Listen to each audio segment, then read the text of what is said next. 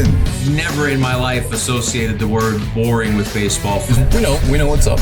Me? Yeah. Famous? Yeah. And I'm like giddy over there smiling like, we're about to win this shit. Did everyone give you crap? Give me a good host story. I'm not picking it up. We both love the game. We talk about it every day. Getting on baseball. Having some popcorn, you're fooling around your phone. I'd have to wait in line for 3 hours. Hang on, because it's about to be a wild ride. There's no human being I'd rather be talking to right now in front of the Mobile LLB. It's beautiful. Adam Ottavino, is this your first time you've ever done a podcast in front of a giant move on wheels? As far as I can remember, yes. All right.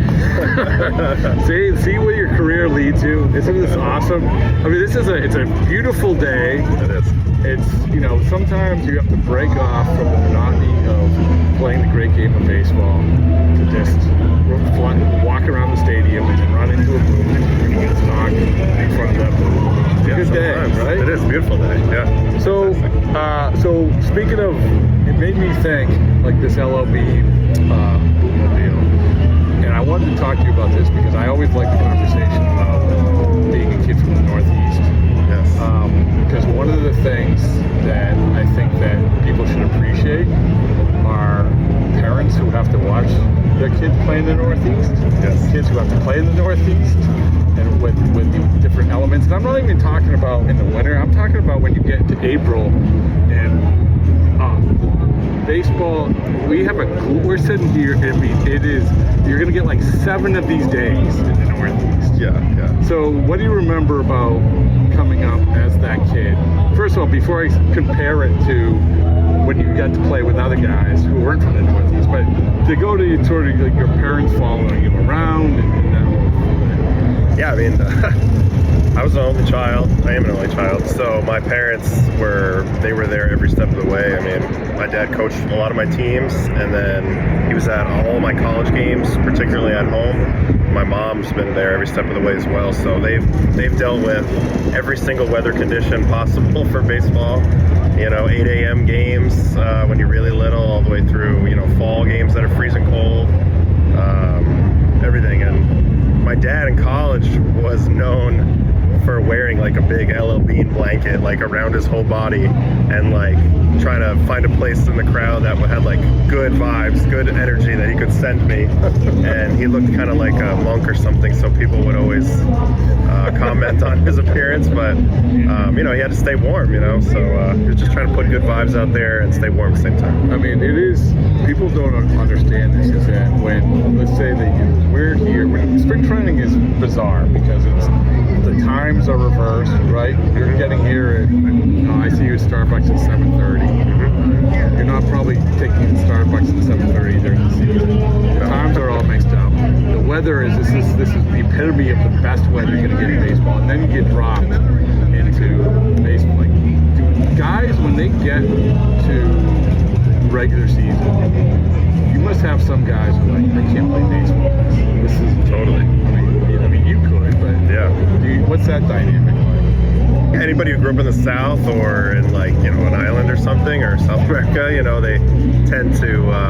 Who was the worst? Who was the guy that you're like, he's not going to be able to function? I remember in Colorado, Carlos Gonzalez, Venezuelan guy, he definitely did not like the cold, at all. He was always looking for some sort of tips, like, hey, you guys, you got some tips for me? Like, what do I do? Do I rub Vaseline all over my body? Like, how do I keep the heat up? You're not swimming the How do I stay warm? But honestly, the major league guys, for the most part, by the time the game starts, they just put it out of their mind. They've been through it at one step or the other, minor league, something. I think the biggest advantages I ever saw was in college, like playing at Northeastern. We would play a team from like Virginia or North Carolina. They would come up to Boston for a series. They were definitely out of sorts, and we could use that to our advantage for sure. What is the coldest game you remember playing in? So there's 2 that stand out. Only one of them I pitched in. So we played a doubleheader against the Mets in Colorado. Now it was May, so it was a little weird, but it dumped about 1.5 to 2 feet of snow. Yeah. So we got snowed out one day, and the next day they were determined to play. So everybody got together and shoveled the field off, and we ended up playing a doubleheader. Sure enough, I pitched like the 9th inning of the second game, and I think it was in the 20s. Really? So 30s, played plenty of games in the upper 30s into the 40s, but the 20s was a little different. I remember I could barely feel my hand between pitches. I was trying to like look for some place to hide it, to keep it warm, you know. Yeah. Got through that inning, but the other one I remember was in college. We played a midweek game against Boston College with Northeastern, and it had to be low 20s. And after like the second inning, both coaches looked at each other and just decided like we should not be here. Really? Yes, that was the coldest day that I was like, there's just no way you can play baseball. It's like, again, and then you get dropped in professional baseball with a bunch of guys, Dominican or from South Florida or whatever it is. It's like, dude, like, you don't understand how good you have it. Yeah, no, not at all. They have no idea. No, and the other part of that too is the ability to play baseball. Like, this is a very probably in-depth conversation, but to make it as a Northeast kid, and maybe it's a little bit easier now. I don't know. You have better facilities, but when you were coming up, it was probably like I gotta throw in the parking lot and slush or whatever it is. I don't know. Yeah. Compared to other guys. Well, I mean, you practice inside all the way up to your first game, so it's just a totally different experience. You know, lack of room to long toss, or so you even wear your cleats and just get comfortable wearing cleats again. You know, all that is very real. But I also think that there was a little bit of like a built-in fear of you would worry a little bit about, maybe like I'm not getting enough good competition here, or I'm not getting the development I need. Meanwhile, these guys in Florida and Texas are playing year round, and there's a little bit of a worry about that growing up. Like, how will I do? How will I do when I have to face those guys? But you find out that it's still just the same game. Obviously there's adjustments to be made always, but yeah, that initial like come up where it's not as common to know a ton of kids that are going to go Division I or get drafted and things like that. It's a little bit of a different dynamic. So now we get this morph into, we talk about morphing from spring training to the regular season. The weather's one thing, waking up, Starbucks runs are different, everything's different. But for you, this is a little bit different for you this year, just because you're trying to make the team as a non-roster guy, which is a first, right? First for you. As we head into these last few days, I know that everyone says, I'm just going to do my thing, I have my routine and do this, but has it felt different at all?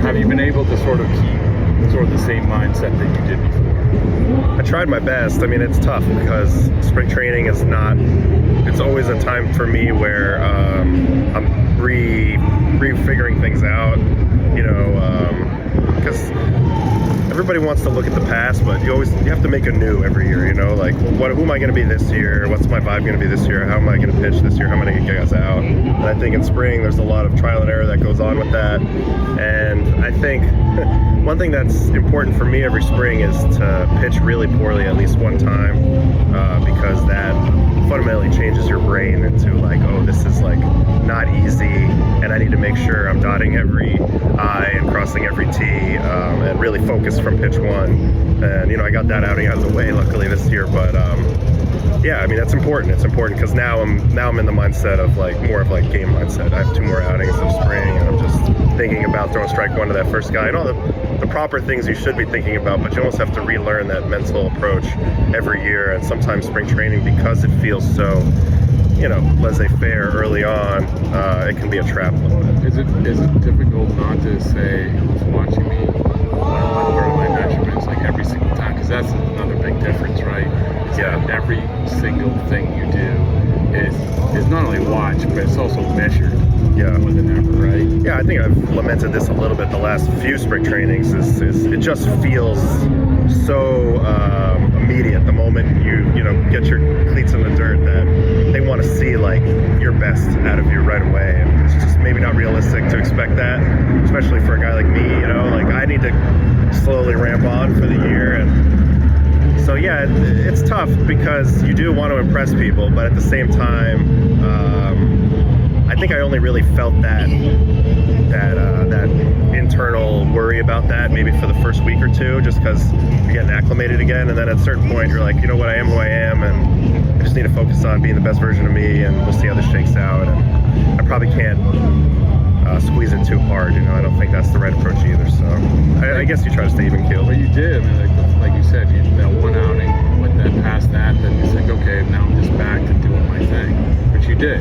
Yeah. So congratulations. I'm saying. Yeah, no, I appreciate that, but sometimes you just need to feel it. You need to feel that failure again to remember what you don't want to feel. You know, and that's just unfortunately that's just the way the game goes. Well, and this is sort of the last thing is that as you we talk about spring training leading up to it, the last week leading up to it, these last few days,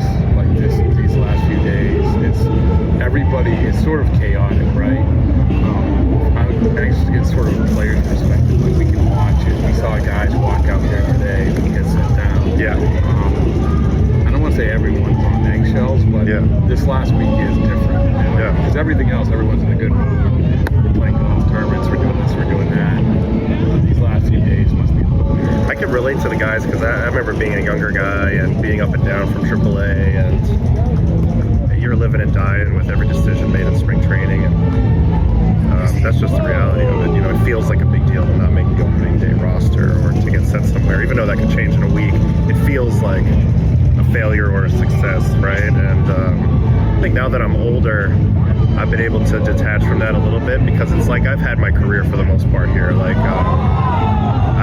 baseball's given everything to me, and I'm more than grateful for it, whether I get to pitch another inning or not. So I've been able to kind of detach from that pressure, but I can relate to the younger guys. Like, I know exactly what they're feeling, trying to play GM in their heads, and I know exactly what that feels like. And it is. You're walking on eggshells a little bit, and you do have a lot of subconscious activity going on.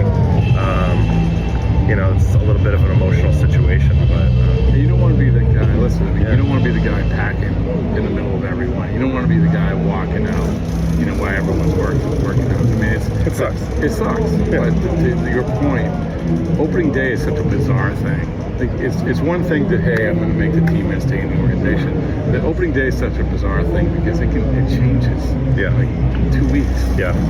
It's totally different. I mean, everything about spring training is so different than the regular season, and it's so hard to remember that when you're in spring training still. You know, it feels like it's either going to be a massive success or a massive failure, and it's all based off these fake games that don't even really mean anything. And then, you know, in the season, you know, it's all about getting outs and getting wins for the team. And over here, because like you're even talking about judging like your movement and your velocity and all that, like the goalpost, that's kind of the finish line. Like in spring training is like impressing people with these metrics and your performance.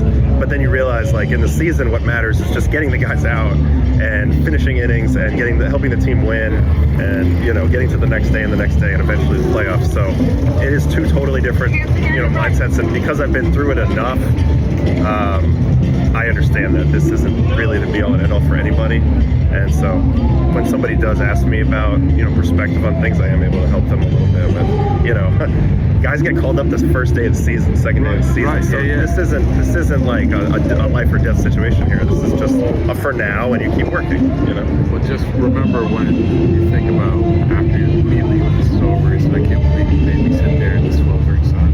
How much you would want the sweltering sun in like a week. So I know it's true. Although I kind of like the cold because I think the hitters are more miserable than the pitchers. Like I warm up, I'm warm. Yeah. Pitchers gotta stand out there in the nobody wants to outfield. hit. No. So I'll take the cold for a while. I don't like the super duper hot day in the middle of the summer. That's the tough one. Yeah, I can understand that. All right, well, congratulations, you aced your first deal podcast. Perfect. Thank you. Thank you.